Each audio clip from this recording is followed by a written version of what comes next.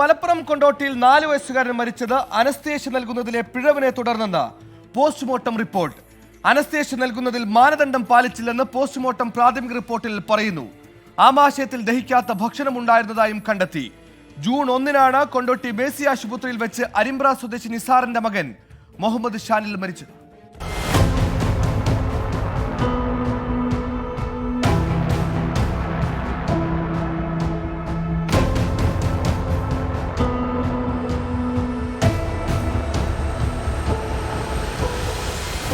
ഈ മാസം 1-നാണ് വായിൽ കമ്പ് തട്ടിയുണ്ടായ മുറിവുമായി 4 വയസ്സുകാരനായ മുഹമ്മദ് ഷാനിലിനെ കൊണ്ടോട്ടി മേഴ്സി ആശുപത്രിയിൽ പ്രവേശിപ്പിച്ചത്.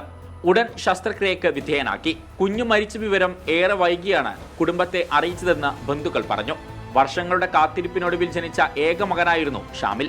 എന്റെ കുട്ടി എൻ്റെ അടുത്തുനിന്ന് പോണ സമയത്ത് ഒരു അസുഖം എൻ്റെ കുട്ടിക്കില്ല. ഒരു പനിയോ ഒരു ജലദോഷമോ ഒന്നുമില്ലാത്തൊരു കുട്ടിയാണ് എൻ്റെ അടുത്ത്. എൻ്റെ അടുത്തുനിന്ന് പോണ സമയത്ത് എൻ്റെ കുട്ടി ചിരിച്ചാണ് ഉമ്മച്ചിയെന്ന് വിളിച്ച് പോയ കുട്ടിയാണത്. പിന്നെ ഞാൻ കേൾക്കണ എൻ്റെ കുട്ടി മരിച്ചു. അനസ്തേഷ്യ നൽകിയതിന് പിന്നാലെയാണ് മരണമെന്നാണ് പ്രാഥമിക പോസ്റ്റ്മോർട്ടം റിപ്പോർട്ട്. ആമാശയത്തിൽ ദഹിക്കാത്ത ഭക്ഷണമുണ്ടായിരുന്നു. മയക്കുന്നതിന് മുൻപ് മാനദണ്ഡങ്ങൾ പാലിച്ചില്ലെന്നാണ് പോസ്റ്റ്മോർട്ടം നടത്തിയ ഡോക്ടേഴ്സിന്റെ നിഗമനം. ഡോക്ടർമാർ കൊന്നു, ഞാൻ അതേ പറയുള്ളൂ. എൻ്റെ കുട്ടീനെ ഡോക്ടർമാർ കൊന്നു, അല്ലാതെ എൻ്റെ കുട്ടിക്ക് അല്ലാത്തൊരു അസുഖം ഒന്നുമില്ല. അങ്ങനെ ഡോക്ടർമാർ പറയണേ ഓരോരുത്തർ സംഭവിച്ചിട്ടില്ല. പിന്നെ ഇങ്ങനെ പോസ്റ്റ്മോർട്ടം റിപ്പോർട്ടിൽ അങ്ങനെ വരില്ലല്ലോ. പോസ്റ്റ്മോർട്ടം റിപ്പോർട്ടിന്റെ പൂർണ്ണരൂപം അടുത്ത ദിവസം പുറത്തുവരും.